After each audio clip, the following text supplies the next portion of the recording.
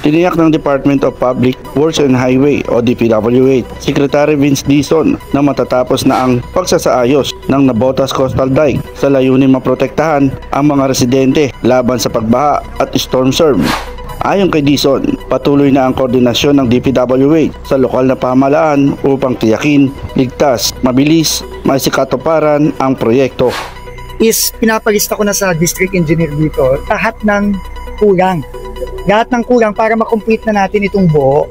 No, hopefully by next season, buo na tayo. So, pag nakuha ko na yon, ipapaalam ko kay Pangulo na pondohan na. No, with funds remaining for 2025, ma-start na ito at matapos na natin bago mag-tag-ulan ulit next year. Para sa Road News Arangkada, ako si Buboy Patriarca, nag-uulat.